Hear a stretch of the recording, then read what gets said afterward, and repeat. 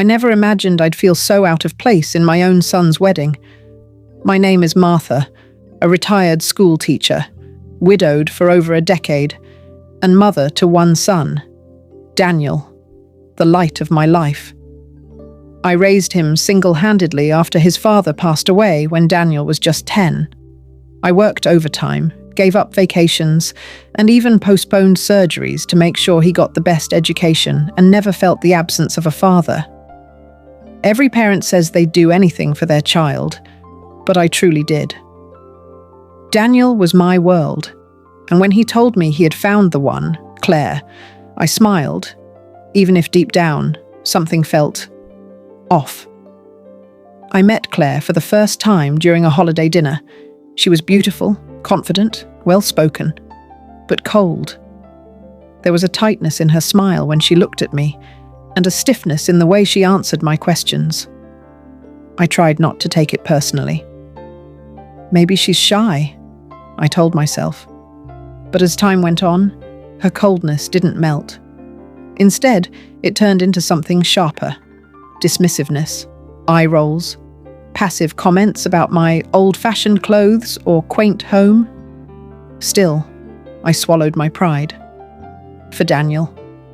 When the engagement happened, Daniel told me Claire's family couldn't afford much and asked if I could help with the wedding. I didn't hesitate. Of course I would help. I thought, this is my only son's wedding. I wanted it to be perfect. I dipped into my savings meant for my retirement, for emergencies, and offered to take care of everything: the venue, the floral arrangements, the photographer, even Claire's dream designer dress. It wasn't just about the money. I was happy to be involved. I accompanied Claire to bridal fittings, spent hours researching vendors, and even let her choose the cake flavor I didn't personally like. Every time I tried to connect, she brushed me off with short texts or cool nods. Still, I kept trying. Daniel, meanwhile, remained in his own world, swept up in wedding planning and Claire's charm. I didn't want to burden him. Maybe I should have spoken up, but I thought, she'll warm up. She's just under stress. I had no idea how wrong I was. As the big day approached, I started to notice things that left a sting. I wasn't included in certain planning meetings. I'd find out about decisions after they were made. Claire would refer to me as Daniel's mom in front of people, never Martha or my future mother-in-law. I felt invisible in the celebration I was funding, but I held my tongue. I kept thinking about the man Daniel had grown into: kind, responsible, empathetic. Maybe he saw something in Claire I didn't. Maybe I was being too sensitive. After all, what mattered most was his happiness, right? So I carried on, ironing out last-minute hiccups, confirming final guest lists, and double-checking flower orders. When the boutique called to confirm the final fitting for Claire's gown, I smiled and said, "She's going to look like a princess." I even wrote Claire a letter the night before the wedding, just a short note to say how excited I was to officially welcome her into our family. I tucked it into a small box with a pearl hairpin that belonged to Daniel's grandmother. Something old, something precious. I thought it might finally help us connect. But I had no idea that by the next morning, everything I believed about love, family, and respect would be shattered in a matter of seconds. The morning of the wedding was filled with energy. People bustled around the venue, decorators adjusting the floral centerpieces, chefs prepping the catering, photographers clicking candid shots of the bridal party. I arrived early, still in my simple dress, to make sure everything was going smoothly. I greeted everyone, double-checked the seating chart, and made sure the garden arch was exactly how Claire had envisioned, cascading with fresh white orchids and soft pink roses. I hadn't seen Claire that morning yet.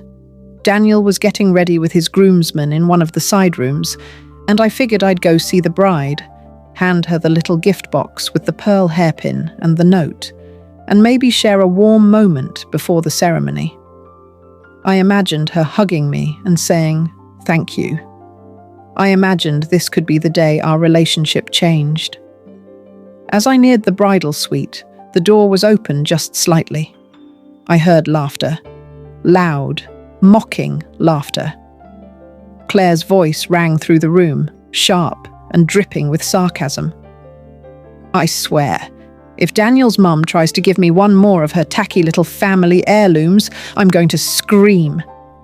Did you see that thing she gave me? It looks like something from a grandma's flea market." The other girls in the room, her bridesmaids, I assumed, burst out laughing. She acts like this wedding is hers, like just because she paid for it, she gets to be the queen. I mean, look at her. That dress, those shoes.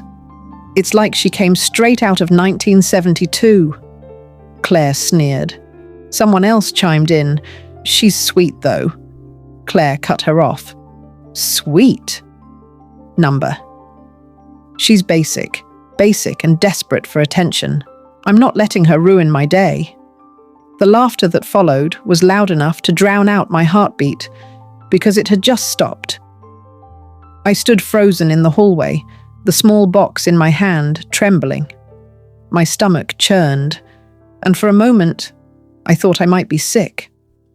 I backed away slowly, careful not to make a sound, and ducked into a nearby alcove. I stood there for several minutes, clutching the little box as the reality of what I heard washed over me. I wasn't just being left out or overlooked.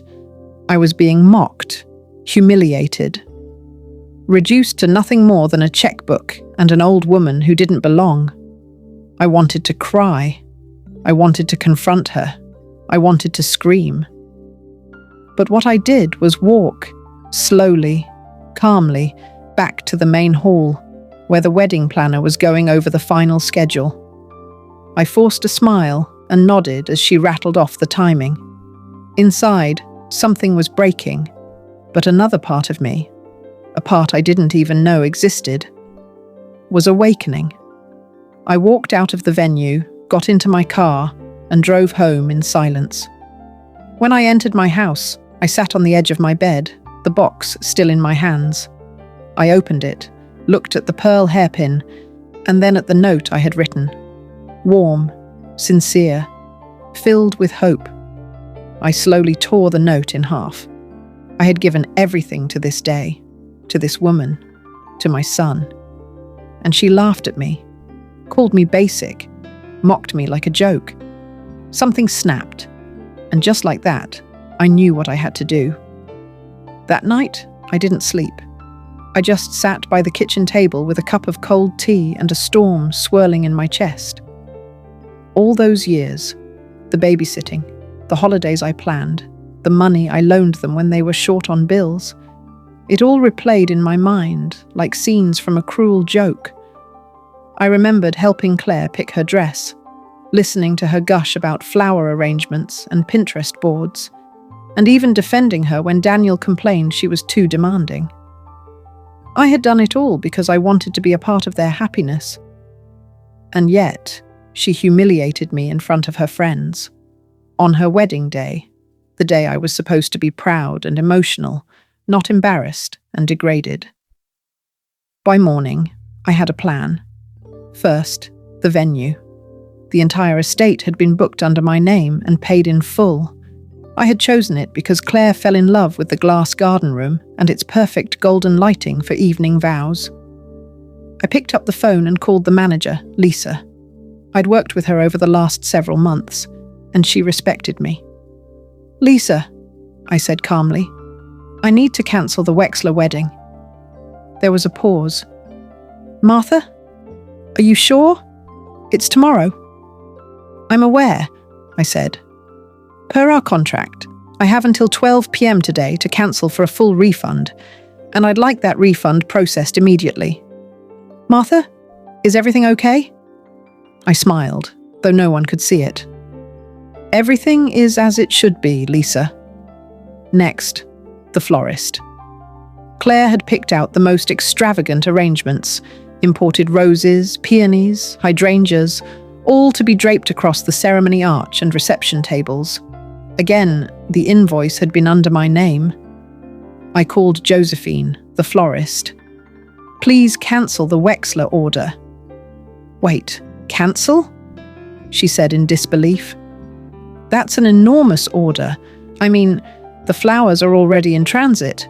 Martha, you signed for it last week." "I'm willing to pay the transport cost," I said, "but cancel the setup, the arrangements, the delivery, and keep the rest. Donate the flowers to the hospital if you like. I won't be needing them." She hesitated, but I didn't. And finally, the dress. Claire's dream dress was from a boutique in New York. Not off the rack, not even close. It was a one-of-a-kind custom gown that took 4 months to finish. It cost more than my first car. Claire cried the day she saw it on the mannequin. "It's everything," she whispered to herself. "It's literally me." Well, me hadn't paid for it. I had. And while Claire thought it was waiting at the bridal suite, I had never let it leave the boutique's private storage. I dialed the boutique manager. "Yes, Martha?" she answered. "I'm cancelling the pickup for the Wexler dress. I'll be there this afternoon to collect it." She was silent for a beat. Understood. By the time noon arrived, every piece of the wedding was unraveling. One email at a time, one quiet phone call after another, I dismantled the event I had built from the ground up. I didn't leave angry voicemails. I didn't shout or demand anything. I simply took back what was mine. The venue, the flowers, the dress. The entire image Claire had spent months constructing was built on the foundation of my kindness. And she forgot that. So I reminded her. That evening, I got a call from Daniel. "Mum," he said, "what's going on?" I could hear the panic in his voice. "The venue said it's cancelled. The florist said there's no delivery. Claire just found out the dress is gone." I stayed silent for a moment, letting it all sink in. Then I said calmly, "Claire didn't want me at the wedding, remember? She thought I was too basic. She didn't want me ruining her big day. So I made sure I wouldn't." "Mom, this is insane." "No, Daniel," I replied, my voice cold and measured. "What's insane is raising a son who lets his fiancée mock his own mother and says nothing." Then I hung up, and it felt liberating. The next morning was supposed to be Claire's dream wedding. A spring affair under fairy lights, with a soft harp playing as she walked down the aisle in her designer gown. But instead, chaos erupted, like a bomb had gone off in the center of her fantasy. At 9 a.m., Daniel's frantic calls started again. I didn't answer. By 10, my neighbor's daughter, who worked as a server for the venue, messaged me. "Martha, what happened? There's no wedding here today. The whole staff is confused." I replied, "It's just been postponed, indefinitely." Meanwhile, Claire was unraveling. I heard later from one of her bridesmaids, Stephanie, who didn't much like Claire but always enjoyed the drama. She told me everything in gory detail. Claire was screaming at the top of her lungs, Stephanie said, laughing as she recalled it. When she found out the venue was cancelled, she thought it was a mistake. But then the florist told her you pulled out, and her face turned white. And when she realized the dress wasn't coming, she nearly fainted. Apparently, Claire tried to salvage what she could. They called around in a panic, trying to find another venue. But last-minute bookings on a Saturday? Nearly impossible. Daniel tried to convince her to host it in their backyard, the very same one I'd once mowed, planted petunias in, and built a little herb garden for. But Claire threw a fit. "I'm not getting married in a backyard. What is this? A cookout?" They did manage to get a small hall near city centre, but it was nothing compared to the estate we had booked. The lighting was bad, the chairs mismatched, and the carpet smelled like mildew. The harpist didn't show. The guests arrived expecting elegance. They got a rushed ceremony with cheap curtains and cold chicken. Oh, and the dress? Claire ended up borrowing a backup from her cousin. It was 2 sizes too big and needed safety pins to hold the bust. She looked like a panicked debutante from a failed pageant, Stephanie said bluntly. I was home that afternoon, calmly drinking my tea. Same table, same cup. My phone buzzed constantly, but I didn't answer. Not once. Around 6 p.m, I got an unexpected knock at my door. It was Daniel. He looked worn, his hair uncombed, tie loosened, stress carved into his face. He didn't even greet me properly, just walked in like a child trying to explain why he crashed the family car. Mum, why did you do this? I looked up slowly. Do what, Daniel? You ruined our wedding. I tilted my head. I did. Or did Claire do that when she humiliated me in front of everyone? He blinked. She was joking. She didn't mean it. She meant it enough to say it out loud, and you didn't stop her. He sat down, sighing deeply. This isn't how I imagined today. I nodded. Nor did I imagine my future daughter-in-law mocking me after all I did for her. I didn't expect to be treated like a disposable burden.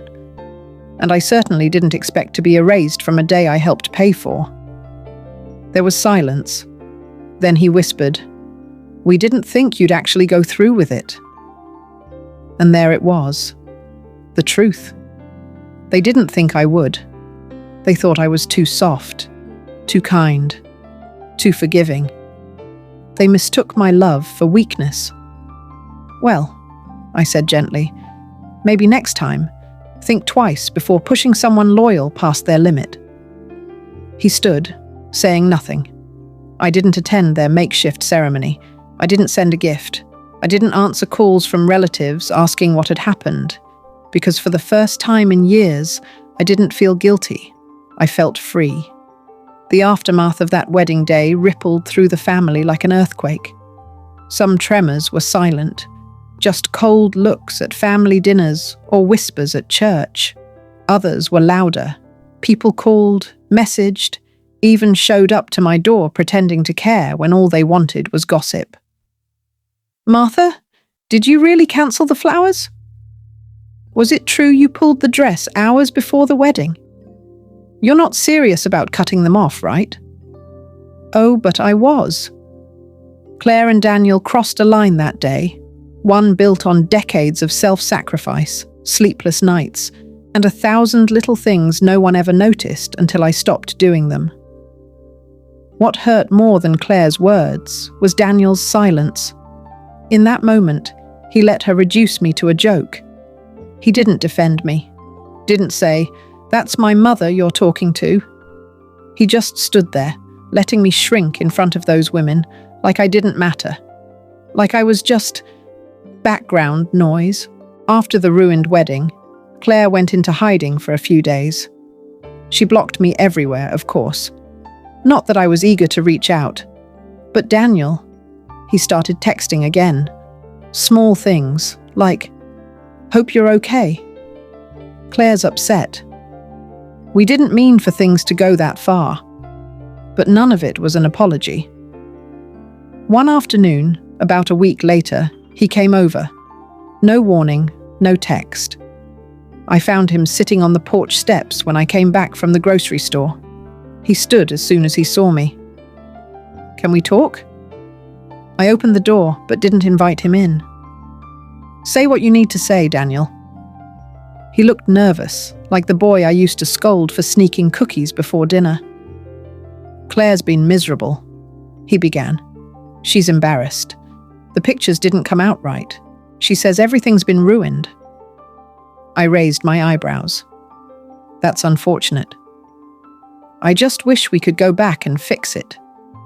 I paused. Go back to what? The moment your wife insulted me while you laughed along? Or the part where she told the photographer to crop me out of the family photos? His mouth opened slightly. I didn't laugh. You didn't stop her. He looked away. She's stubborn, Mom. You know how she is. And now you know how I am. He swallowed hard. Do you want to come over for dinner next week? Maybe we can start fresh. I smiled faintly. No, Daniel. I'm done setting tables where I'm only tolerated. His face fell, and I could almost feel the child inside him squirming. Maybe he thought I'd fold, the way I always had, bringing pies over after arguments, sending birthday cards to people who barely remembered mine. But something had changed in me. Claire hadn't just embarrassed me. She had stripped away the illusion that I still had a place in their lives that was based on love and not convenience. They needed my money, my time, my attention, until they didn't. Until I became too much, too old, too basic. The moment I stopped serving their image, I became expendable. So I stepped back. I stopped dropping off groceries. I stopped sending reminders for appointments. I didn't bake Claire's favorite banana bread or knit socks for Daniel in the winter. I stopped mothering people who treated me like I was just there. And for the first time in years, my house was quiet in a peaceful way. I drank my tea hot. I listened to old records. I started painting again, something I hadn't done since Daniel was in diapers. Life slowed down, and I realized I didn't miss them. Not really. Not the version of them they'd become. And if that wedding taught them anything, I hoped it was this. Never underestimate the woman who raised you, especially not when she's holding the purse strings. It was around a month after the wedding disaster that the real shift began. I had expected silence from Claire and Daniel, maybe even hoped for it. But instead, something odd happened.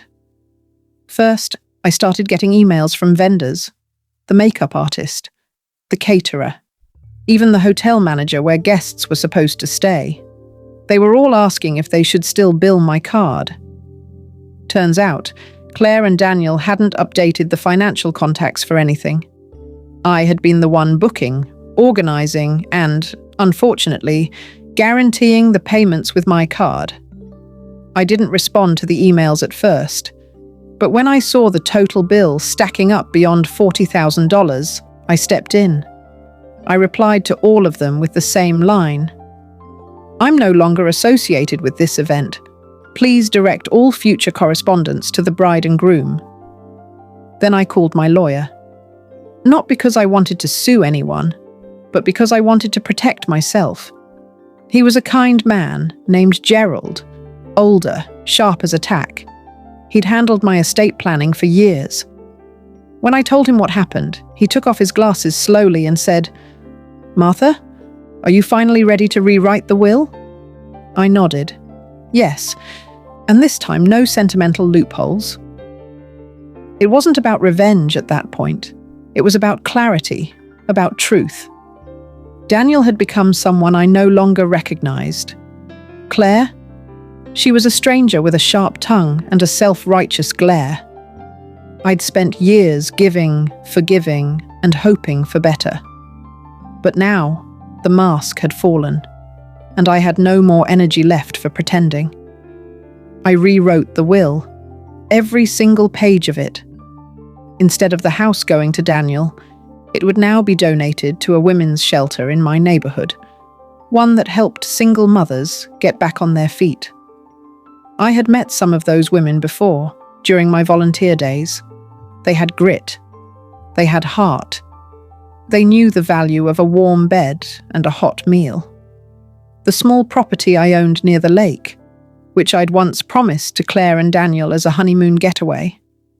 I transferred that to my niece, Ellie, who had always called me on my birthday, even when she lived overseas. My jewelry, my savings, my paintings, my pension, everything was reassigned. By the time Gerald closed the file, my will was no longer a reward for blood ties. It was a map of the people who had truly loved me, respected me, and stood beside me, and I felt free. Then something even more unexpected happened. 2 weeks after the new will was filed, I received a handwritten note in the mail. No return address. Just a short message on thick ivory stationery. I shouldn't have said what I said.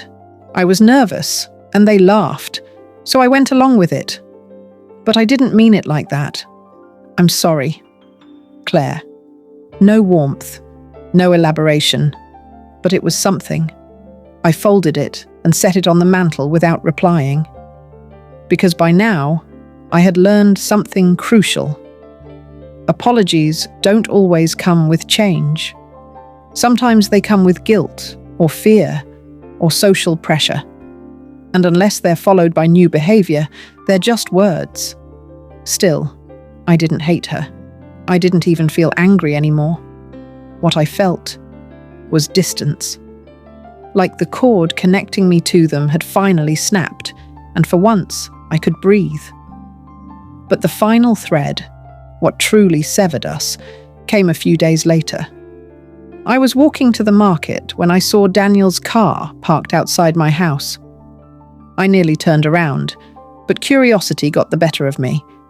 He was sitting on my porch swing, holding his phone, fidgeting. When he saw me, he stood quickly. "Mum?" "Thank God. Can we talk?" I narrowed my eyes. "Is Claire pregnant?" "No, well, not yet, maybe. That's not why I'm here." He scratched the back of his neck, suddenly boyish. "We're thinking of buying a house. Claire wants to start looking, but we're still short on the down payment." I raised an eyebrow. "And you thought I'd help?" He hesitated. "You always said you wanted to help with our first home." "That was before your wife called me a joke in front of her friends. Before you let her." He stepped forward, voice strained. "It was one bad moment. Can't we move past it?" I looked him dead in the eyes. "You moved past me a long time ago, Daniel. I'm just doing the same." He opened his mouth again, maybe to argue, maybe to beg, but I was already walking up the steps, and I didn't invite him in. The days following that porch conversation with Daniel were eerily quiet. I thought perhaps he had finally accepted that I was no longer the soft-hearted woman who would hand over my savings with a gentle smile. But silence doesn't always mean peace. It often precedes the storm. It began subtly. I noticed someone had gone through my trash. At first I thought it was an animal, until I found the bin lid placed neatly beside the can instead of scattered. Then came the phone calls. Unknown numbers. No one speaking on the other end. Just quiet breathing. Then clicks. I knew paranoia was dangerous at my age, but my instincts had never failed me. Then one morning, Ellie called. Her voice was tight. "Aunt Martha, did you give Daniel permission to inquire about your will?"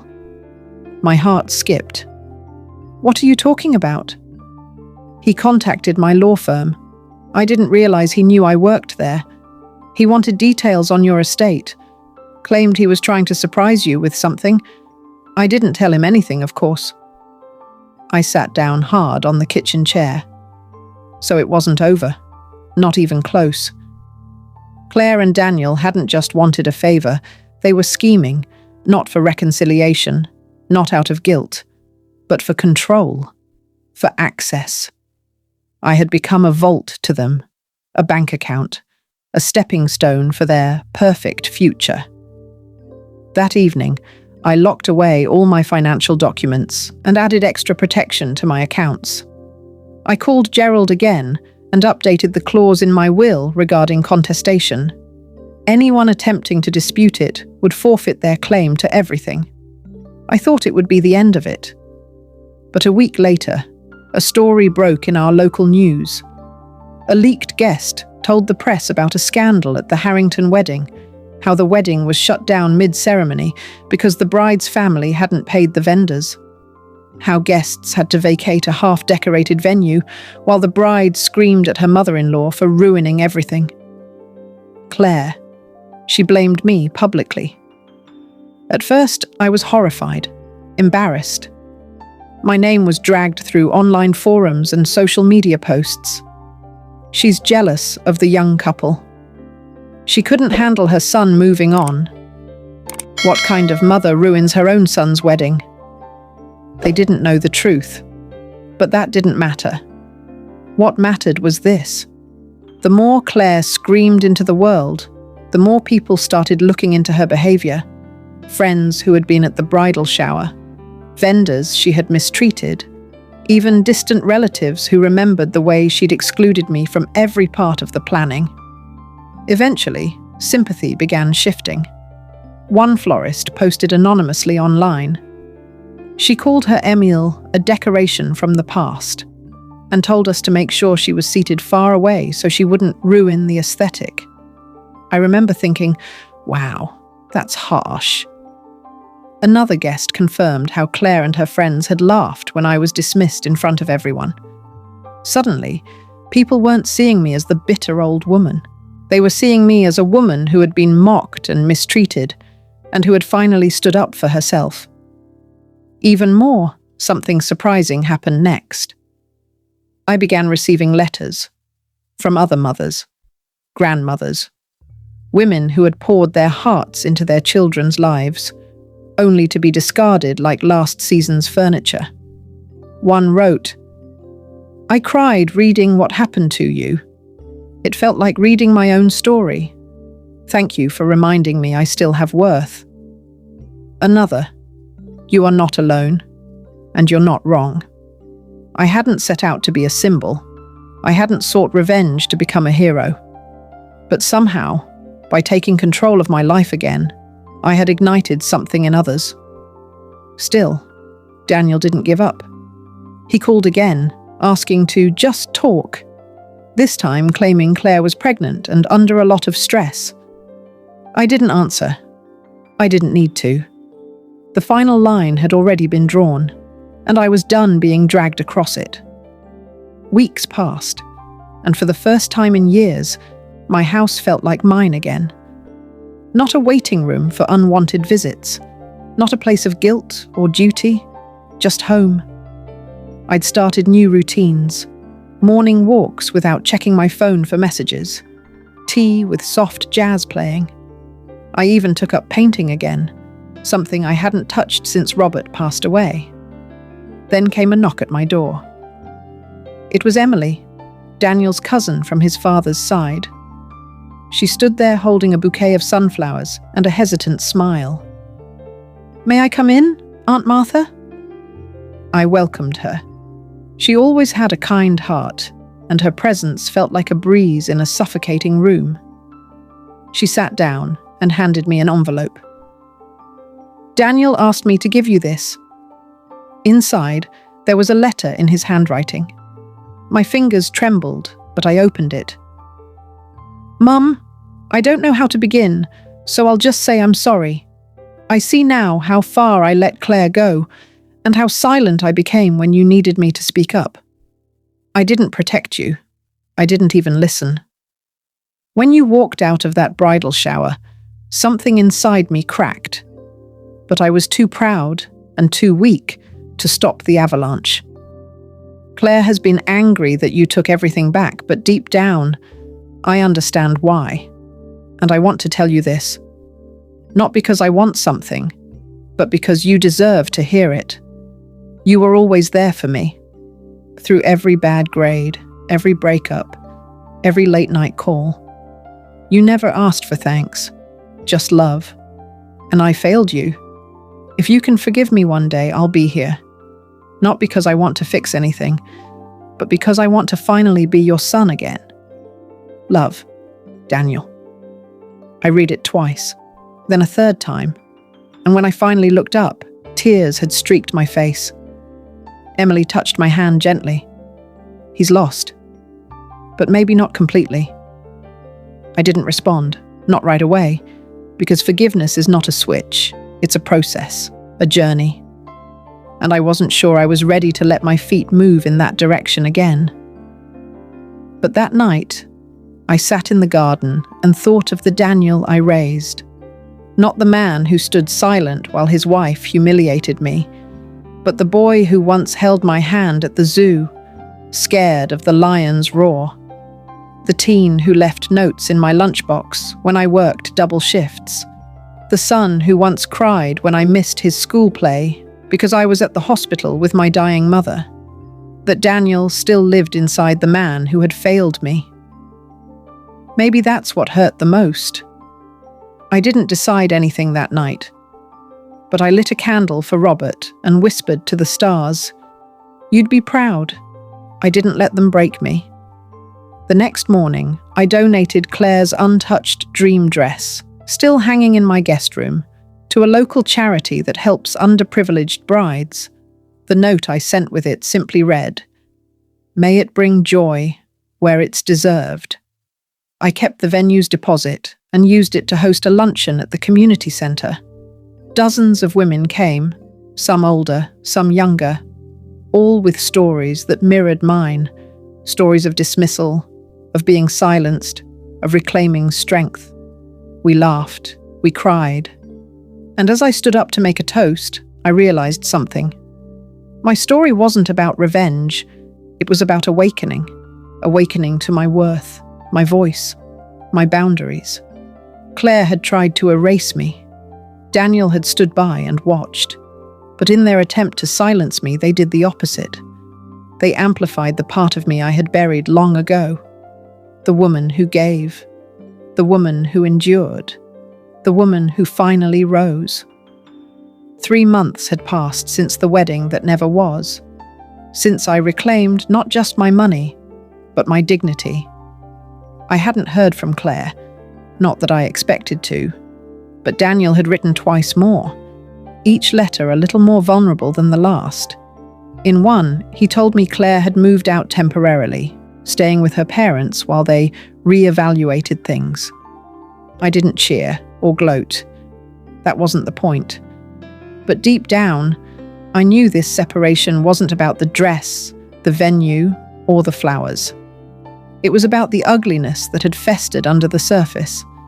Ugliness I had seen, and he had refused to face. One sunny afternoon, as I returned from the market, I saw Daniel standing on my porch. No letters this time, just him, hands in his pockets, eyes heavy. "Hi, Mum."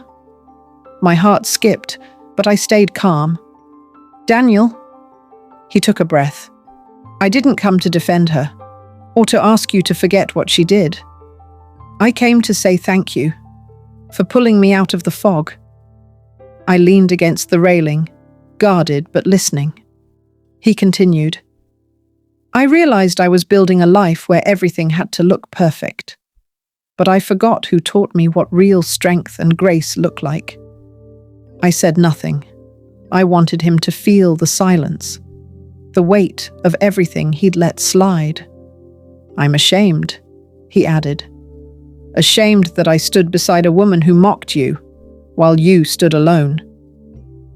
I looked at him, really looked. His eyes were rimmed red, his shoulders less proud.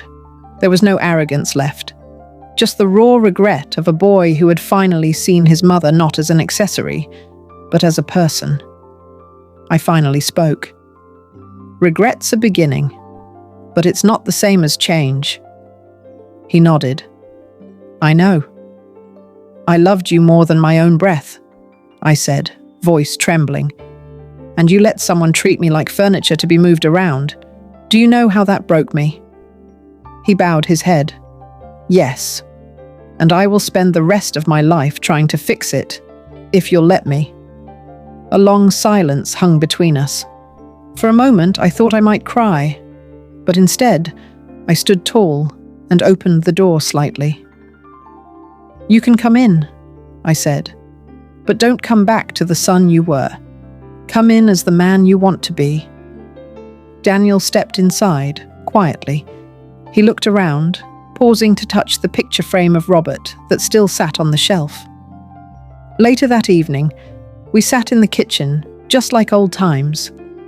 The table between us held cups of tea, cookies, and years of unspoken pain. But also a thread of hope.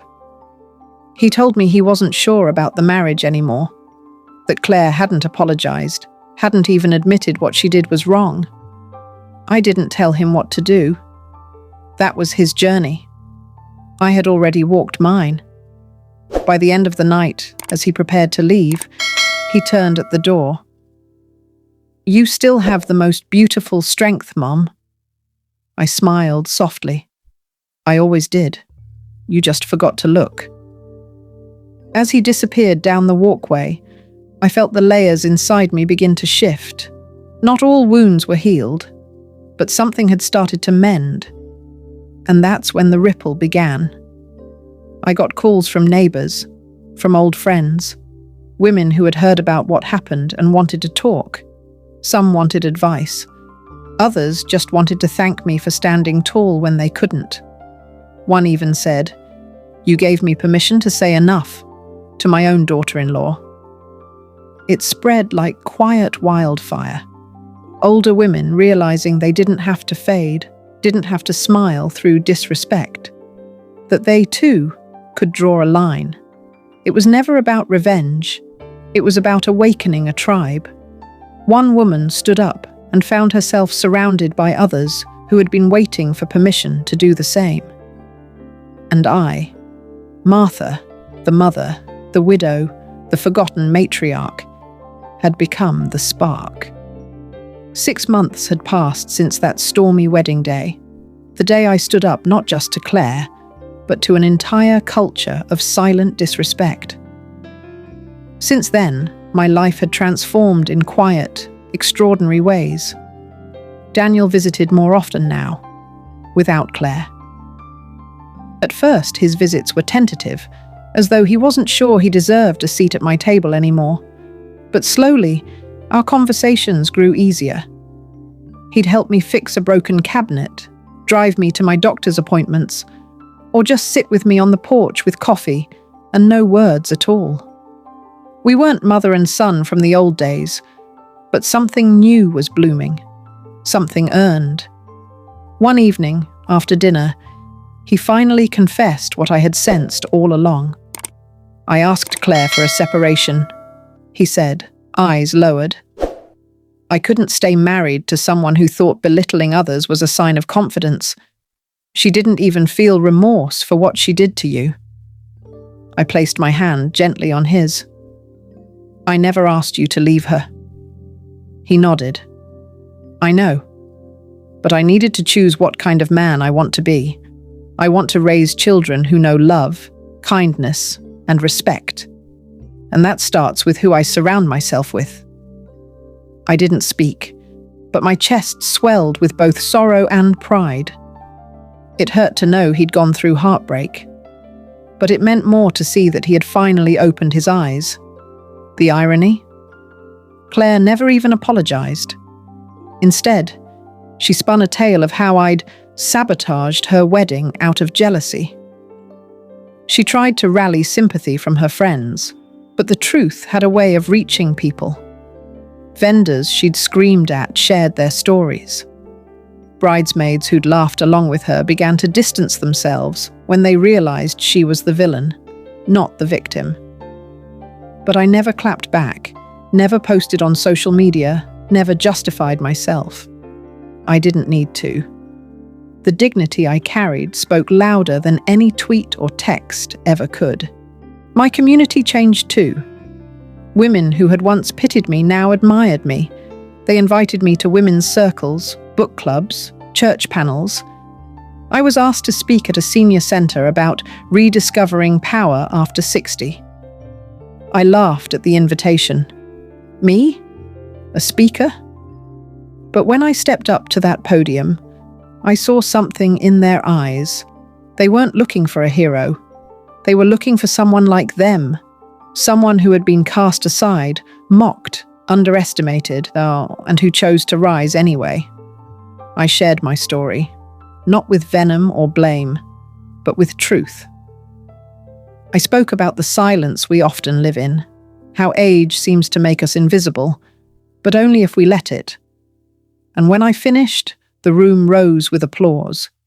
But more importantly, tears. One woman came up afterward and whispered, "I haven't spoken to my daughter in 2 years. Tomorrow, I'm going to call her and demand the respect I deserve."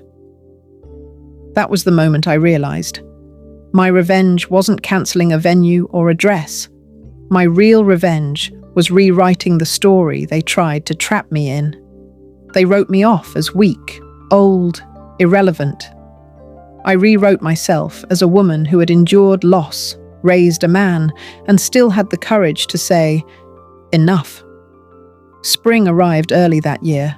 My garden bloomed in full colours I hadn't seen in a while. Daniel helped me replant it, digging his hands into the soil like he did when he was a boy. There was laughter now, shared silence, healing. And then, on a rainy morning, a small box arrived by mail, no return address. Inside it was a folded napkin, the same design as the wedding venue Claire had picked. On it, scribbled in sharp pen, was one line. Maybe I should have just said thank you. No name, but I didn't need one. I tucked the napkin in a drawer and left it there. Some people say revenge is best served cold. I think it's best served quietly, through boundaries, through strength, through peace, and through the sweet, slow bloom of a life reclaimed.